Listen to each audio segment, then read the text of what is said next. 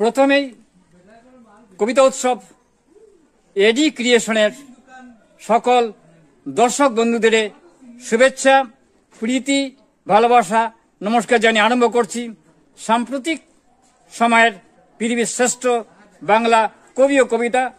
আজকের পর্বে রয়েছে ভারতবর্ষের পশ্চিমবঙ্গের প্রখ্যাত বাচিক শিল্পী কবি শর্মিলা মাঝির কবিতা।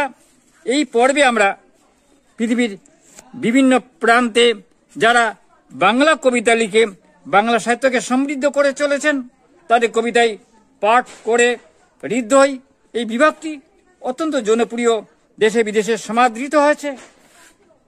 কবিতা পাঠের প্রাক মুহূর্তে এক চামচ কবির সংক্ষিপ্ত পরিচয় দিচ্ছি।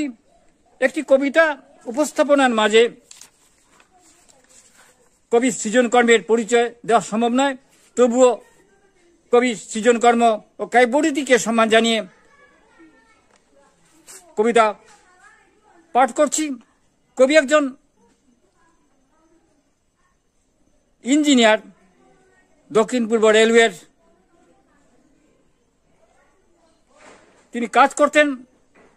সম্প্রতি তিনি অবসর নিয়েছেন। কবি 2015 এবং 2022 সালে বইমেলা কলকাতা থেকে পরম্পরা প্রকাশনী থেকে 3টি বই প্রকাশিত হয়েছে। প্রথম বইটি হলো অনন্ত উড়ান, দ্বিতীয়টি অচেনা স্বাক্ষর মুঠোর ভেতরে, তৃতীয় কাব্য গ্রন্থটির নাম লালবাড়ি আমার প্রেম। কবি বাচিক শিল্পী হিসেবে তার যোগ্যতার পরিচয় রেখেছেন বিভিন্ন মঞ্চে সফলতার সঞ্চালনার মাধ্যমে। যথার্থ উত্তরসূরি জগন্নাথ বসু, কাজল সুরের, তাদের সঙ্গেও রয়েছে তার উল্লেখযোগ্য কাজ। আবৃত্তি উপস্থাপনা 2017 সালে আর্টেজ media limited music Bangla channel থেকে উপস্থাপনা করেছেন। কবিতার বৈশিষ্ট্য মৃদু স্বরে স্বপ্ন আচ্ছন্ন করে রেখেছেন আমাদের বুধ ও চেতনাকে। সাম্প্রতিক সময়কে তিনি তার জাদুকরী শব্দ বিন্যাসে কাজ করে এক অপরূপা প্রতিমা নির্মাণ করেন।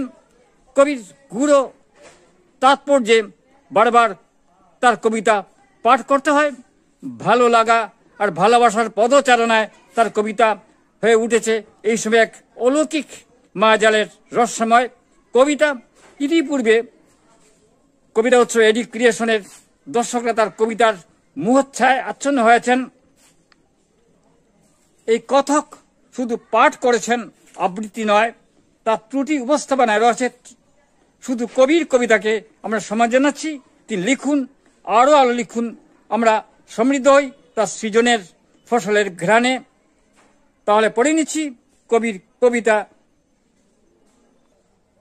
কবি শর্মিলা মাঝি, কবিতার শিরোনাম কুয়াশার অন্তরালে।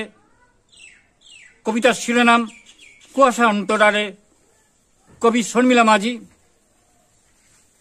সেদিনও কি থাকবে এমন কুয়াশা জড়ানো সকাল, গাছেরা আতিথ্য দেবে প্রতিটি পদক্ষেপে, এক একটি সিঁড়ি ভাঙবার সময়ের ক্লান্তি মুছে দেবে সবুজ হাত। পাহাড়ি পথের সৌন্দর্য কি দেহের খোলস ছাড়বার যন্ত্রণাকে ভুলে দেবে। দূর থেকে দেখা আলোর সাগরে কি ডুবে যাবে তার আজমলালিত চেতনা হঠাৎ। এই শীত, এই কুয়াশার অন্তরালে জমে আছে যে স্মৃতির পাহাড়, তা কি মিলিয়ে যাবে না? পাকদণ্ডী বেয়ে ওঠা ছেতলা পড়া সিঁড়িগুলো দাঁত বের করা হাসিতে তাকে জড়িয়ে পড়ে তারামালার মতো জড়িয়ে রেখেছে শিকড়ার জন্মমাটি। তুমি কি বসতে দেবে তাকে দাওয়ায় ছড়িয়ে মাদুর পাটি? চলে যাওয়ার আগে বড় কাপের এক কাপ চায় গলা ভিজে আরামের উচ্চারণ, আহা এমন হবে কি? গাছপালার ফাঁকে আলোর ঝর্ণা নেমে হৈ হৈ করে নেমে যায় খাদে। তাকে ওরা নেবে না একবার যে উঠে যায় এইসব সিঁড়ি বেয়ে, তাকে ওরা নেয় না। ওই কুয়াশা মানে না কোনো সীমারেখা, একদম সাদা পাতার মতো পড়ে আছে জীবন, ওই জীবনের আলিঙ্গন ছেড়ে নির্মোহ তুমি একটা সিঁড়ি পার হবার অভিজ্ঞতা অর্জন করবে তোমার নিজ মূল্যে। আলোর ভেতর আছে যে গভীর আধার, পার করা আরও আলোর পুঞ্জীভূত চেতনা, তাকে সাদরে বরণ করবার শক্তি কোথায় পাবে সে? এসবই আলোড়িত এখন বুধের ভেতরে। ওই কুয়াশা মানে না কোনো সীমারেখা, একদম সাদা পাতার মতো পড়ে আছে জীবন, ওই জীবনে আলিঙ্গন ছেড়ে নির্মোহ তুমি একটা সিঁড়ি পার হবার অভিজ্ঞতা অর্জন করবে তোমার নিজ মূল্যে।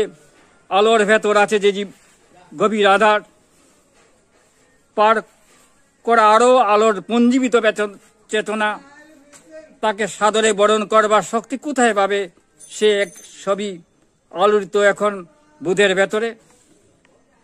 কবি শর্মিলা মাঝির কবিতা পাঠ করলাম। তিনি এই সময়ে উচ্চারিত কবি, তার কবিতার আমাদের বারবার মোহিত করে রাখে। আগামীতে কবি স্বকণ্ঠে কবিতা উপস্থাপন করবেন। কবিতা উৎসব এডুকেশন দর্শকরা তার স্বকণ্ঠে কবিতা পাঠ শুনবেন। আমার উপস্থাপনার ত্রুটি রয়েছে, খামতি রয়েছে, তবুও দেশে বিদেশে হাজার হাজার দর্শক অনুষ্ঠান দেখে থাকেন।